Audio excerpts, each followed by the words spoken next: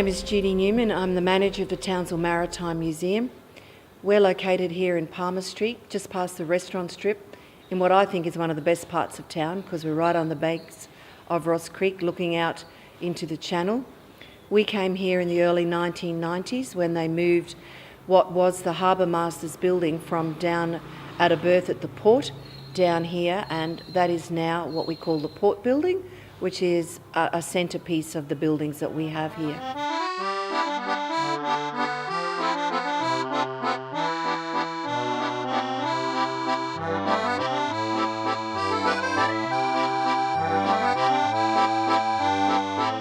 The museum was started in the 1980s by the Seafarers Association in that building down at the port, but it grew too big for what they had there and they moved to this site.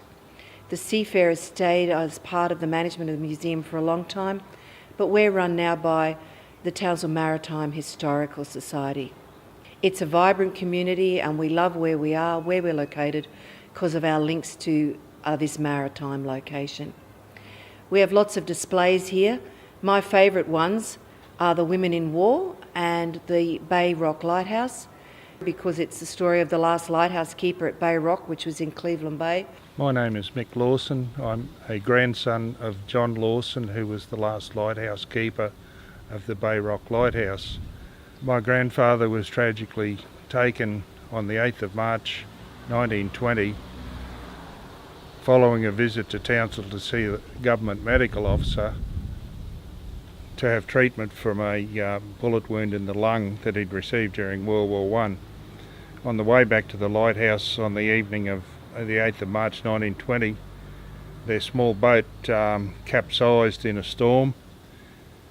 2 men survived that tragedy and 3 men were taken, either drowned or taken by sharks. During 1992, the lighthouse that stands behind me here was relocated from Bay Rock to the Maritime Museum. It was brought over by helicopter and placed here.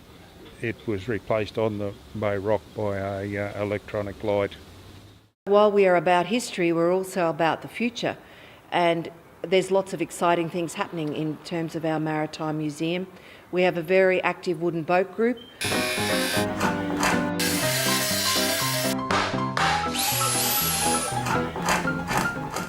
I'm Andy Frost.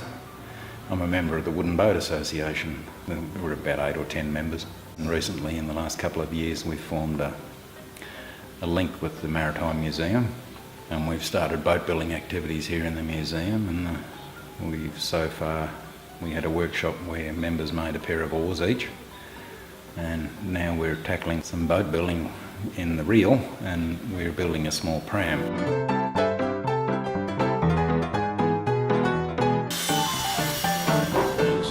The intent is to eventually hand it over to the museum, and they're going to raffle it off. Hopefully build up a few funds for them, and we have a bit of fun on the way.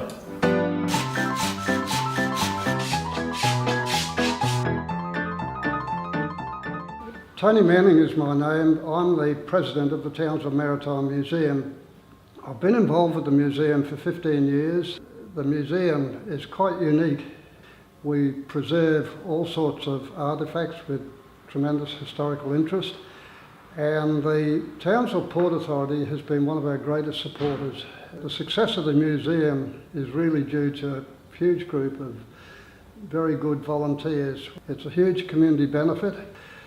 The activities of the museum are preservation of artefacts. We hold functions to celebrate notable maritime events.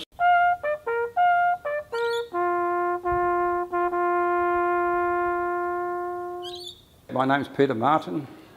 I'm the Vice President of the Townsville and Districts Naval Association, and today we're having a dedication of a plaque in memory of the guys who were lost at sea on the 10th of February 1964.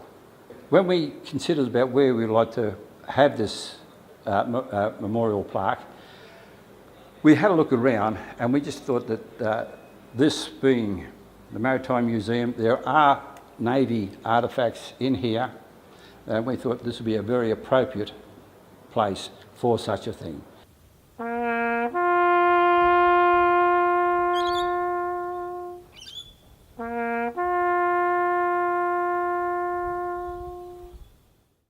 The museum also has from time to time run model boat building classes in the room that we're now sitting in. And these classes used to run once a fortnight, and we had some quite expert model boat builders that constructed beautiful replica scale sailing ships. Some of these sailing ships can take anything up to 5 years to construct. They have minute detail, and you can see to my left a partly completed model which was built in England. They have wooden nails in them, 0.5 millimetre diameter, many thousands of wooden nails, and indeed every component of these models is constructed from hand. I have the original steam engine and boiler that my grandfather built in 1934, and that's one of the artefacts we have stored in the museum. The other quite valuable artefact we have is in fact a real-life Fremantle-class patrol boat, the HMAS Townsville. The ex-HMAS Townsville was gifted to the museum by the federal government in 2007.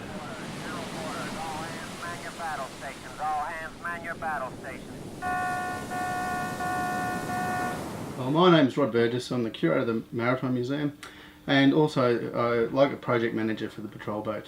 We were given the boat in 2007, and over the last few years, 3-4 years, we were getting the boat back to serviceable condition. We've had the engines running, all the electronics working, everything bar one generator, and we've almost got the gun working. So we've done pretty well. We really need to get the boat into its proper berth so we can start doing some serious maintenance on the outside. It's a fantastic exhibit. It's probably one of the most complete warships that Australia has in any other states. There's only 2 of these boats left in the world, Townsville and HMAS Gladstone. Townsville's quite lucky to have a boat of this calibre, and we hope to preserve it for future generations.